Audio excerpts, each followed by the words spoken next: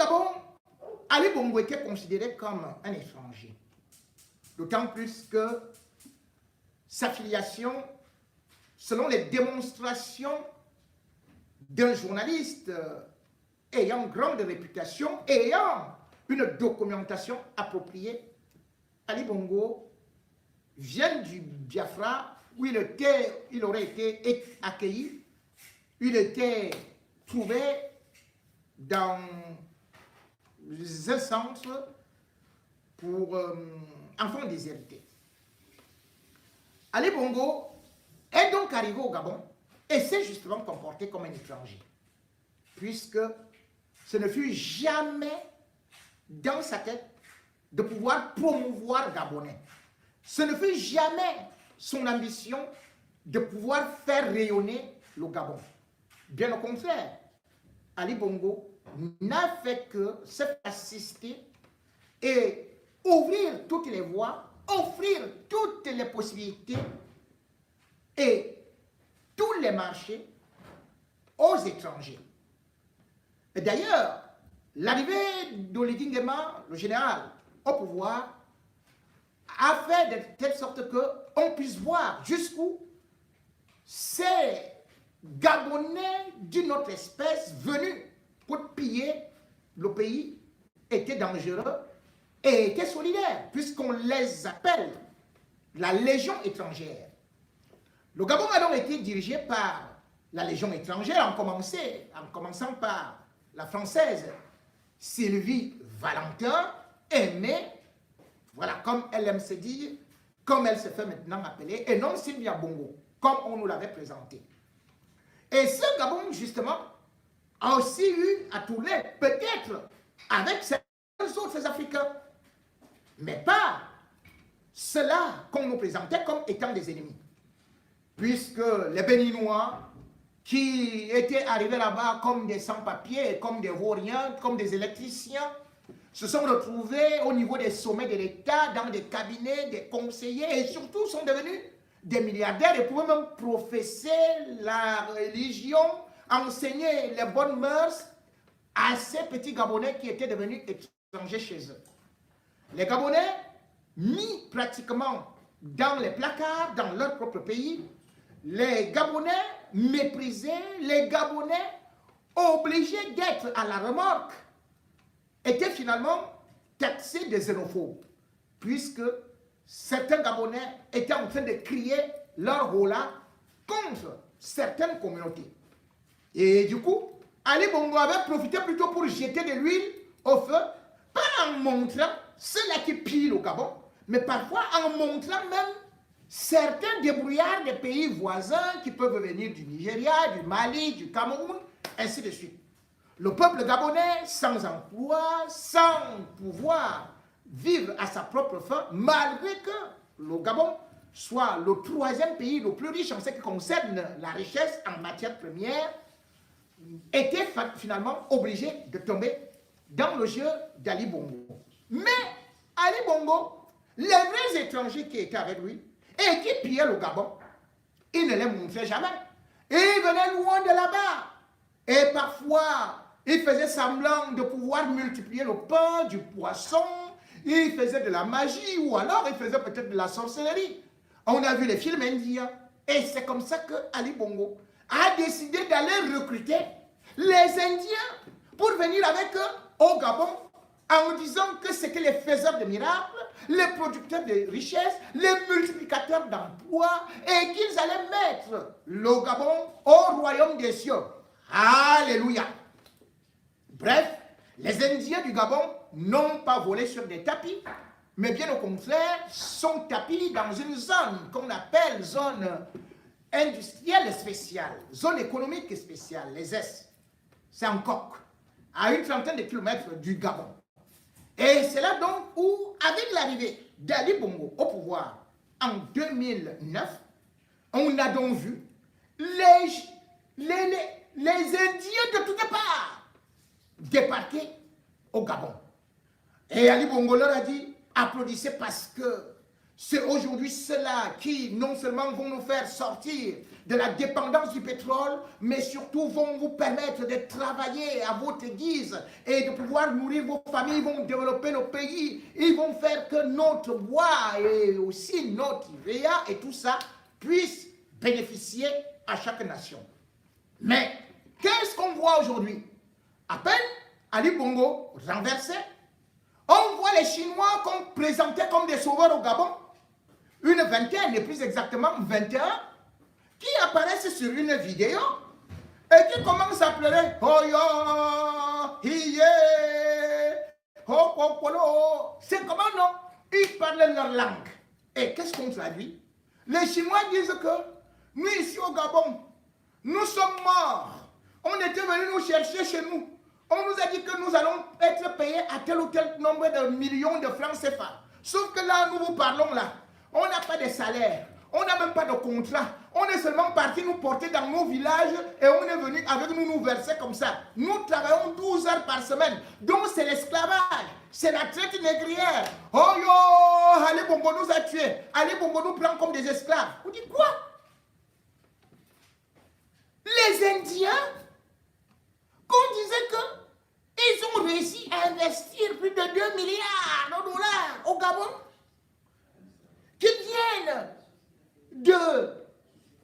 d'acheter encore les matières premières du Gabon en 2022 pour un montant de 544 milliards. Que ces Indiens-là, donc ils sont aussi des pauvres, Ali Bongo est parti les prendre et les transformer en esclaves. Vous vous rendez compte? Pour aller travailler dans les champs, pour aller travailler dans le bois, pour aller travailler dans tel ou tel domaine. Il est parti ramasser. Et les prisonniers, et les gens qui ne comprenaient rien, et les gens qui n'avaient aucune notion juste pour venir piller le Gabon. Et comment il a organisé cela?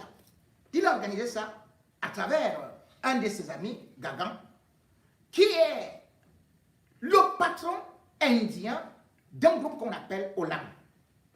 Olam Gabon, qui s'est multiplié en tentacules tel une pieuvre pour asphyxier économiquement le Gabon. Dès 2010, Olam arrive donc là.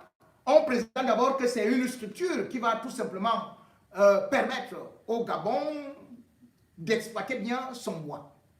Ils ont coupé toutes les essences. Ils ont été à l'origine de la déforestation. Ils ont mis le Gabon dans une situation indescriptible de telle sorte que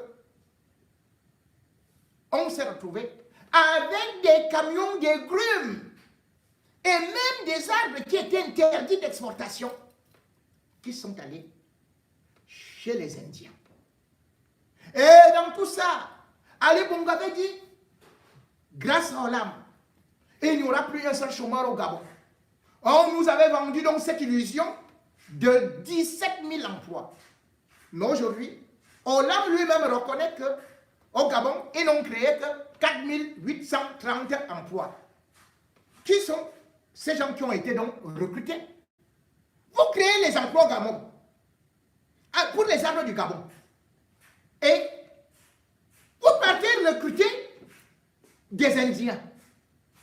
Et les Gabonais alors. Et mieux, Olam ne s'est pas arrêté à ça, au pillage du bois.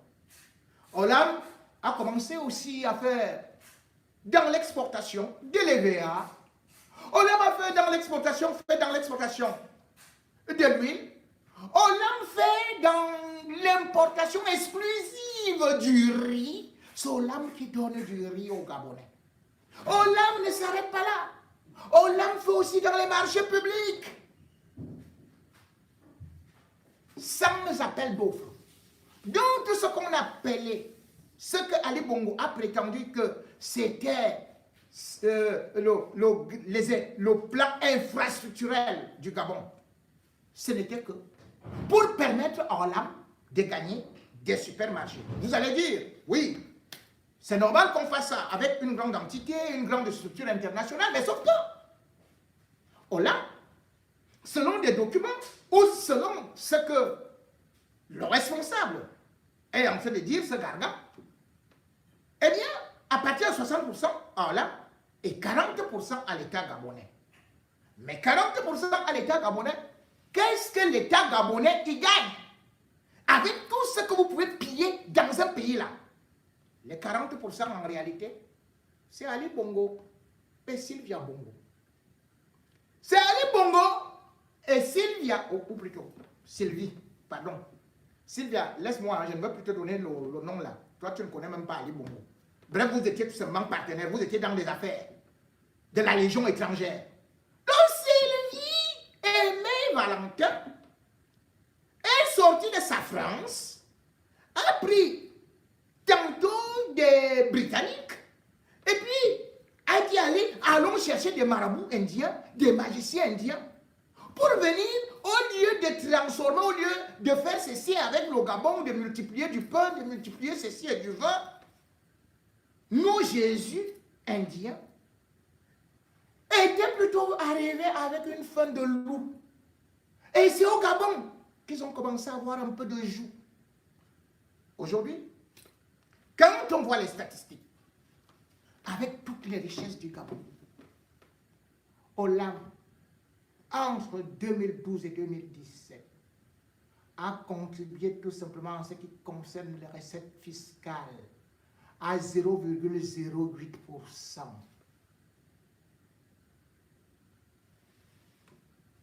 On a dit que Olam participait à 3,6% du produit intérieur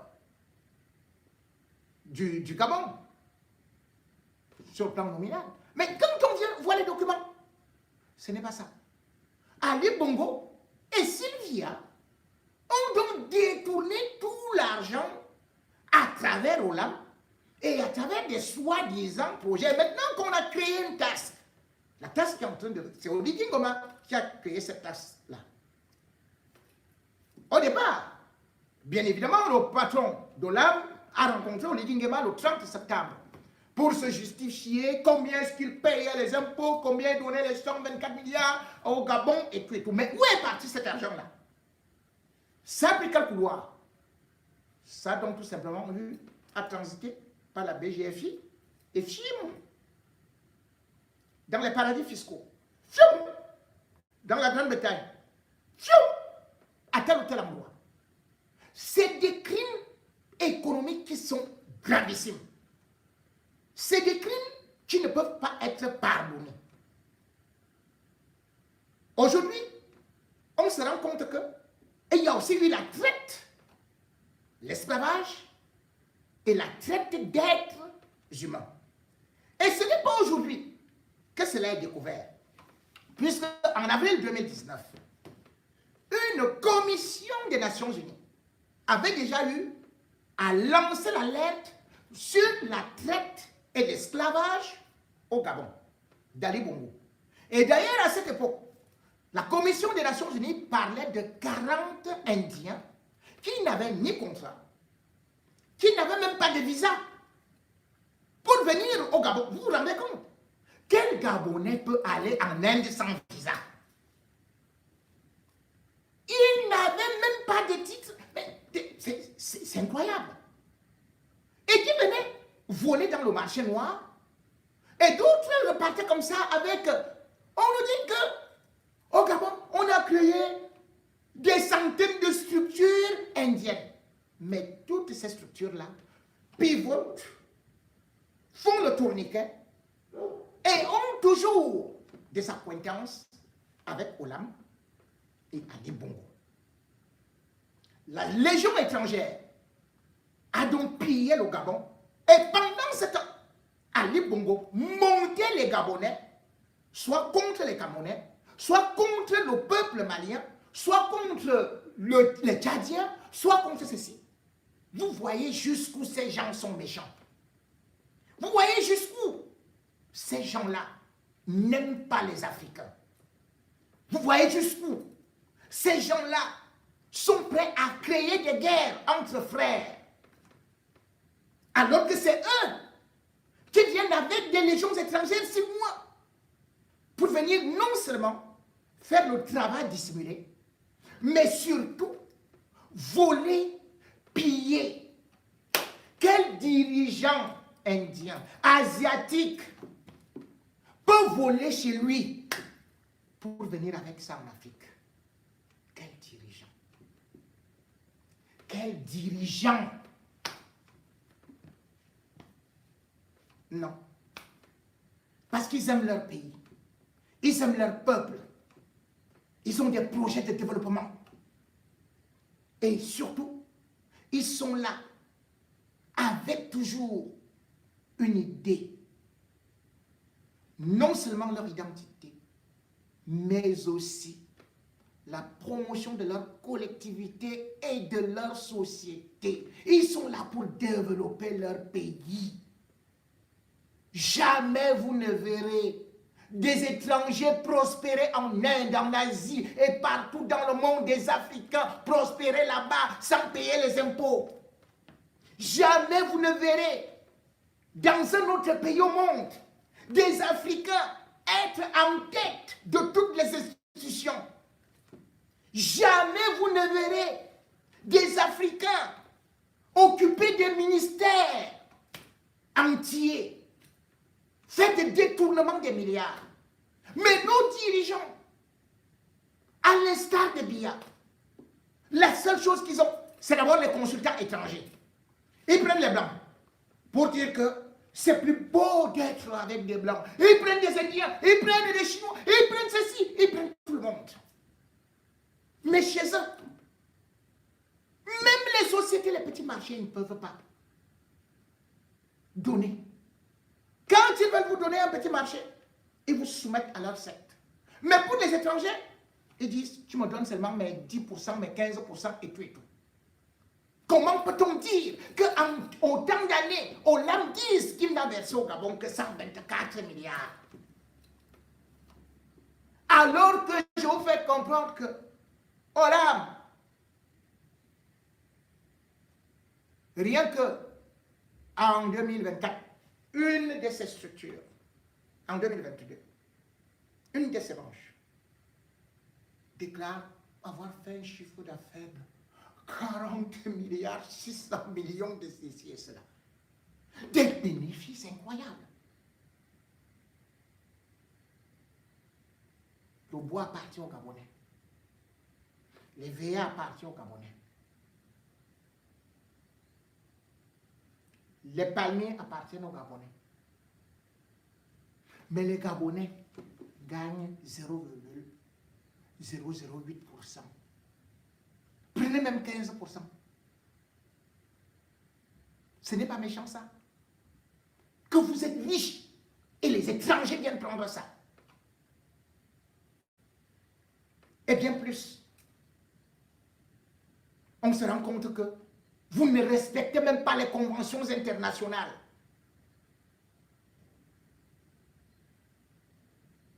Aujourd'hui, on considère Ali Bongo comme un grand malade. Même les malades doivent être jugés. Ali Bongo ne peut pas être pardonné. Et tous ses biens doivent être saisis. Tout comme les biens de Sylvia. Tout cela appartient au peuple gabonais.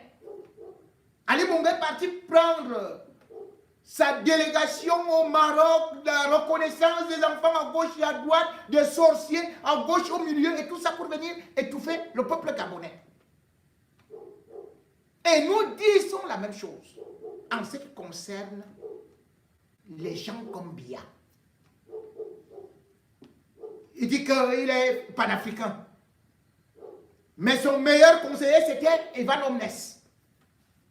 Toutes les structures, quand vous le voyez, vous allez entendre grand maître de la franc-maçonnerie. C'est ça qui est l'Afrique. Ali Bongo n'était que les seuls fraternes. Chez eux, les frères ne sont pas des Africains. Les frères chez les dirigeants africains, ce sont ceux qui sont dans les mêmes loges qu'eux. Les frères chez les dirigeants africains, c'est ceux qui font la marche arrière comme eux. Les frères chez les Africains, c'est ceux qui volent, pillent avec eux. Ce ne sont pas les gens qui sont nés dans le même pays qu'eux. Non. Les Indiens sont les amis et frères d'Ali Bongo. Toute la légion étrangère, ce sont les frères et amis d'Ali Bongo. Et ça, c'est eux qui vont vous dire par la suite qu'ils aiment leur pays et qu'ils ne veulent pas la double nationalité. Vous ne voulez pas la double nationalité, mais vous nommez les conseillers et vous donnez toutes vos terres, comme Paul Biya a donné des hectares et des hectares aux Chinois, aux Malaisiens. Mais dès que notre Camerounais veut le terrain, on dit rentre chez toi, tu es étranger. Tu es en train de venir nous polluer. Et après on salue fortement la mémoire du professeur Hubert Mononjana. Parce qu'il parlait de l'ethnofascisme. L'ethnofascisme, c'est entre les tribus. Hein. Quand c'est les étrangers, il n'y a pas d'ethnofascisme. Non, non, il n'y a même pas de fascisme. Quand les étrangers viennent piller l'Afrique, les intellectuels africains ne disent rien. Ils ne les combattent pas. Ils vont au pas avec le régime. Mais quand ce sont les frères même d'un même pays, c'est là alors où vous allez commencer à entendre. Rentre chez toi. J'ai pris toutes mes terres. Pendant ce temps, on offre des concessions de 100 000 hectares, 200 000 hectares à la Légion étrangère. En tout cas, Oligui Nguema a montré que le Gabon, d'abord au Gabonais. Mais les Américains disent ça. L'Amérique aux Américains. Les Français sont en train de dire ça. Que la France aux Français. Les Suisses, là, Paul Biya, va souvent. Les Suisses disent exactement la même chose. Et d'ailleurs, c'est l'extrême droite qui est au pouvoir en Suisse. Mais chez nous, tout ce qui nous appartient, ça appartient à l'extérieur. Peut-être qu'un jour, on ira aussi vous enterrer à l'extérieur. Puisque de votre histoire, non seulement vous sortez par les petites portes, mais vous ne laisserez jamais votre nom dans les mémoires. Vous n'aurez été que ces Noirs dont on se moque en Afrique noire, qu'ils sont inconscients et qu'ils sont comme des cochons qui volent dans leur maison pour aller déposer chez autrui.